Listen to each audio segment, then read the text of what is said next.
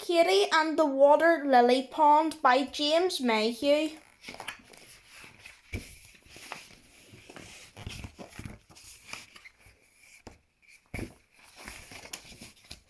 Katie and Grandma were visiting the art gallery. "Look, there's a competition," said Grandma. "What fun!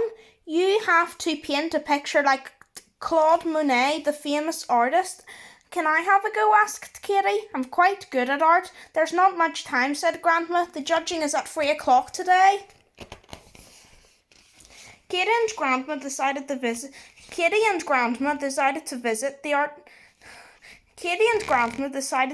the Claude Monet exhibition for ideas, but Grandma needed rest first, so Katie looked at the pictures by herself. "I bet I could paint a picture like that," she said, if I just had some paint." "You can use mine," called a voice. Katie looked around, but the gallery seemed empty. "Over here, ma chérie," said the voice. It seemed to be coming from a picture called "In the Wood at Giverny." Katie saw that Grandma was snoozing, so she stepped through the frame and into the painting. "That's a lovely picture," Katie said to the lady who was painting. "My sister Blanche was taught by Monet," said the lady reading a book. "Claude Monet, the famous painter," said Katie. "That's right," said Blanche. "Would you like me to teach you?" Blanche showed Katie how to mix the paint on the palette, how to use the different brushes, and how to fold up the easel. Then she gave Katie some paper to paint on. "Now, are you ready?" said Blanche. "Off you go, and good luck with the competition." "Thank you," said Katie, jumping back into the gallery with the painting things. She looked around for ideas. She saw a picture of some boats on a river called Beavers at La Granulare, at Beavers La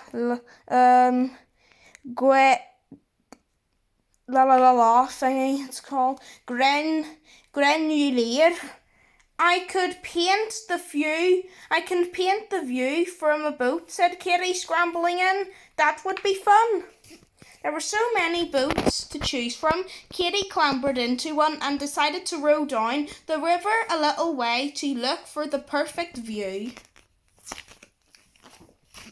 Soon Katie found just the right place and began painting. It was going very well until Katie heard a strange gurgling noise. "Oh no," she yelled, "the boat is leaking." Katie tried to row back to the riverbank, but it was too far. "Over here," shouted some beavers on a jetty. Katie managed to reach them just before the boat sank. Katie rescued her painting things, but her picture had floated away. "Boats are too much bother," said Katie. "I'm going to try something else."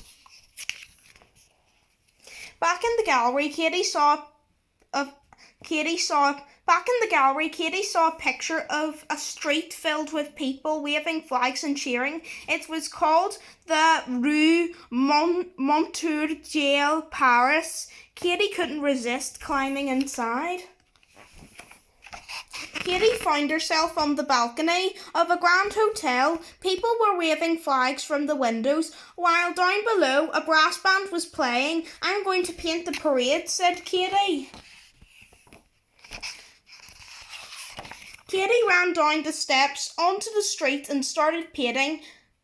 Katie ran down some steps onto the street and started painting. The brass band got closer and closer. Papa, papa. The band got louder and louder as it marched straight towards her. Suddenly, Katie's picture was caught on the end of a trombone. Then it was flipped up into the air and crushed. Her picture was smashed between two cymbals. And finally, before Katie could catch it, her picture disappeared into a tuba. Okay. Good grief, said Katy as the band marched off through the crowds. I need to find a nice quiet picture with no one in it. So she ran back up the hotel steps and into the gallery. Katy looked around and spotted a lovely painting called Path Through the Poppies. What could go wrong there, she said, as she clambered through the frame.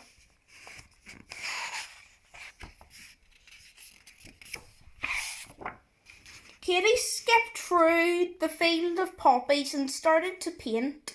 It was so peaceful listening to birdsong and the gentle mooing of a cow. Is that rather a large cow? It's rather a large cow, and it has very big horns. Hang on, Katy gasped. That's not a cow. It's a bull. Suddenly she remembered she was wearing a red coat. Bulls hate red, she wailed. Oh dear. The bull started chasing Katy, snorting as she ran. As the bull started chasing Katy, snorting as he ran, Katy took a flying leap and jumped into the gallery. Phew, said Katy. She looked back to see her painting was stuck on one of the bull's horns. You can keep it, she laughed. But time was ticking by, and Katy saw it was nearly 3 o'clock. I have one last try, she said. The nearest Monet picture was called the Water Lily Pond. Here goes, said Katy, climbing inside. Katy saw she was in a beautiful garden. No boats, no brass bands, no bills. Perfect, said Katy. Ribbit, said a frog. Hello, frog, said Katy. Keep still and I'll put you in my painting.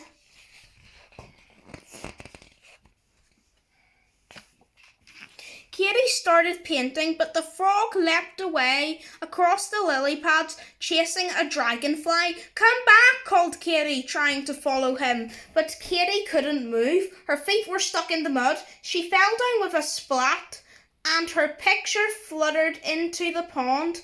Oh, I give up, said Katy, picking up the pond-soaked picture. Painting like Monet is just too hard.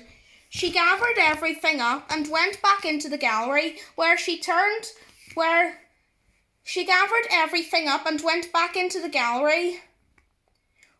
returned the painting things to Blanche. Ma chérie, said Blanche, holding up Katy's soggy picture. That is beautiful. Katy saw that the paints had smudged together, and her picture did look good. I'm just in time for the competition, said Katy. Thanks for the paints and the art lesson.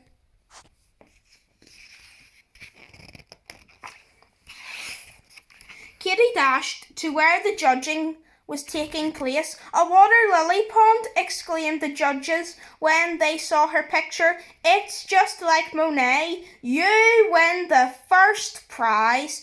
They presented Katy with a lovely set of paintings. Oh, thank you, said Katy. I'll have lots of fun with these. What a wonderful painting, said Grandma when Katy showed her the picture. How did you do it? Well, I had a sort of a lesson, said Katy. Would you like me to teach you? That would be nice, said Grandma, but let's go and have a piece of cake first. And so they did. The end.